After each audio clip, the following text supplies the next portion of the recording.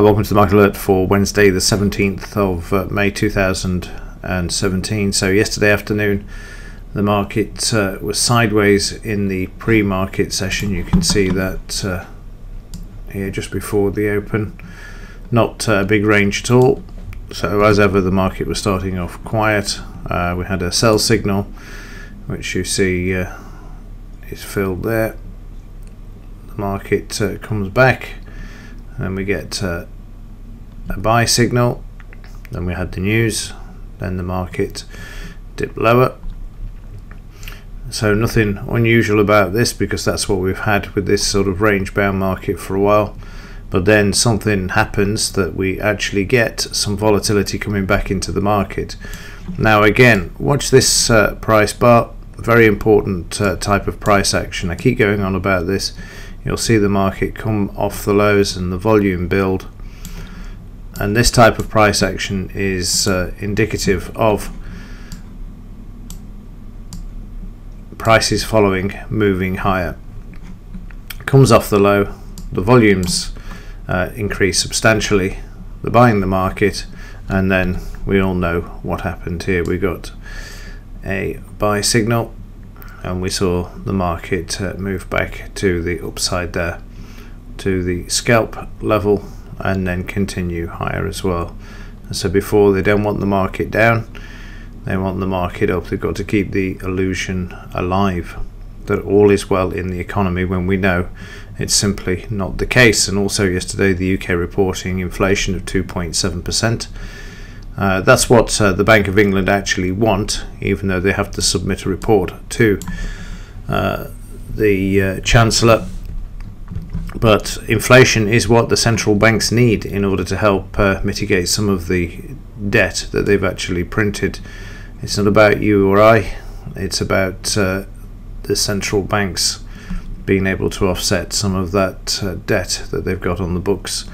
So anyway, in the evening session the market sideways, and eventually the market moves lower as prices then find support at the 20,950 level before the end of the session. I wasn't around for the evening, as Tuesday evening, as you know, not at the desk. Now what's interesting is what's going on in the overnight market. So let's just fast forward here, and you can see that prices are down, and down over 100 points as well. And the reason for this, I'll just bring this one in for you as well, is everything that they can throw at Trump they're still throwing and more. And you'll see you know, since firing Comey, it's just getting worse by the day. Chavez demands FBI hand over all Comey's notes. Comey's revenge leaks memo to New York Times. Let's have a look. Why was Comey fired? You can just see now. America's reign of terror nation reaps what it sows. 48% of Americans want Trump impeached. And it's all about Trump. There is bad economic data coming out as well. Obviously gold spikes as well, on fears of memo gate now, as it's being called. So you can see where we're going. I've got another one here where Trump impeachment odds soar 50% after New York Times report. It just goes on.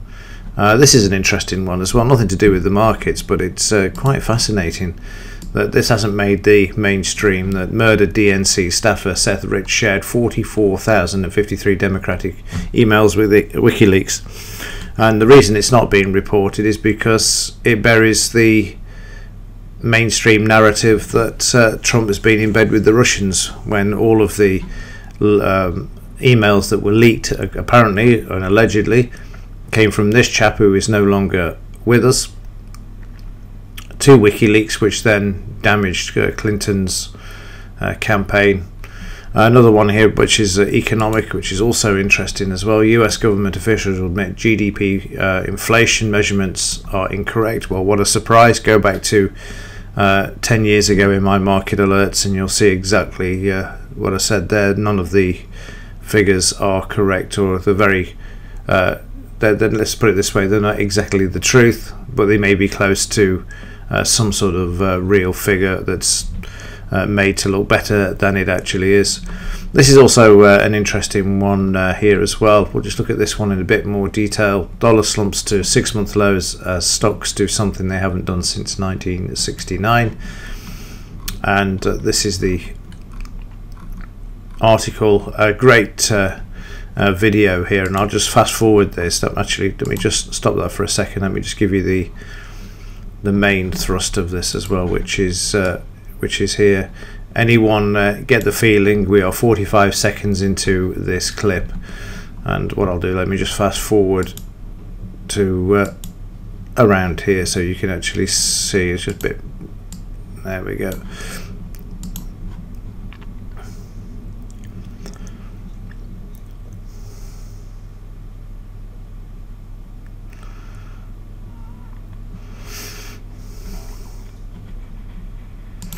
So what we're seeing there is obviously a metaphor for the markets, that we are on the edge of a major drop. We've got the US dollar index down 5 days straight in a row. We've got the longest period of calm for the S&P since 1969, a number of consecutive days. S&P moves less than 0.5% close to close, and then we've got the surprise index falling off a cliff there. The OPEC Russia jawboning ahead of tonight's API inventory, well, that's already come and gone. And then if we come down to here somewhere, there we go, we've got 17 consecutive days now with the VIX closing below 11. But I do believe things are about to change, and I'm going to show you why now. If we go back to the charts and the daily chart, we can see that the Dow, wrong one, we can see that the Dow is actually down already on the overnight. It's below the 20,888, which I've spoken about. We just want to watch this level here if the market closes below,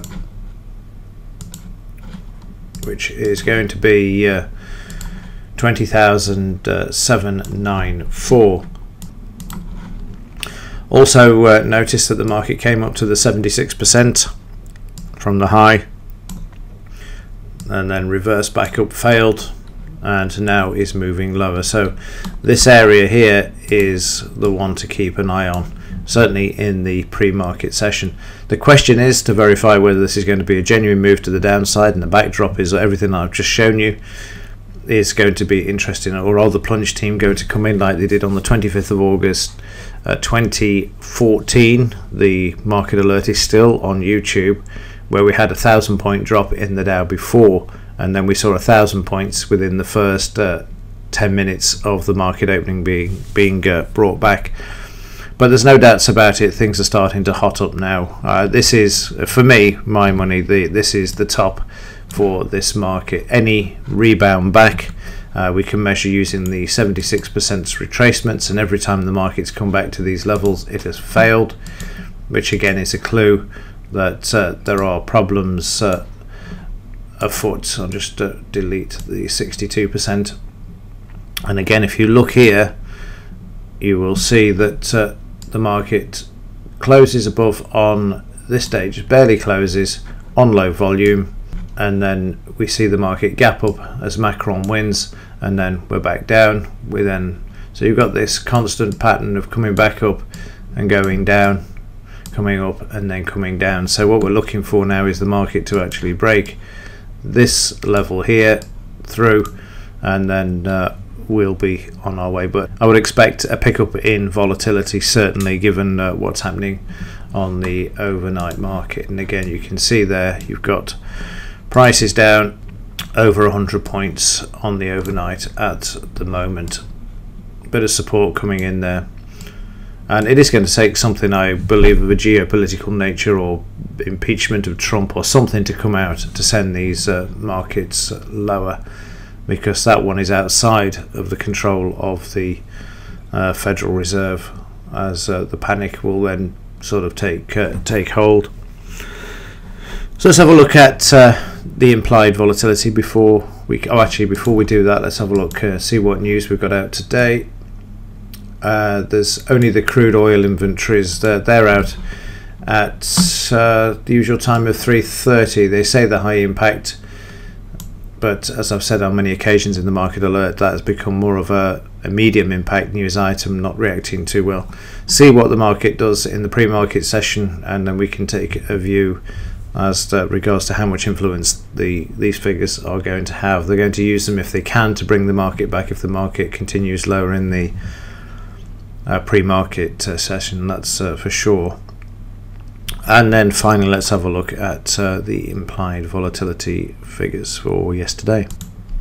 So the implied down from 853 to 827 for yesterday. And again, as you look at this, you can see the market's stuck in that sideways move. And again, I'll say it and I'll keep saying it because it's happened every time since 1994. When the market gets this quiet, it does break out, and it breaks out quite sharply and quite rapidly as well. And hopefully the overnight drop in the futures market is the start of this, as we've had, as we've seen, 17 consecutive days of the VIX closing below 11%. Right, that's it for now. I'll keep an eye on things this morning and also the opening part of the session and report in as necessary. Other than that, thanks for watching. See you in the next one.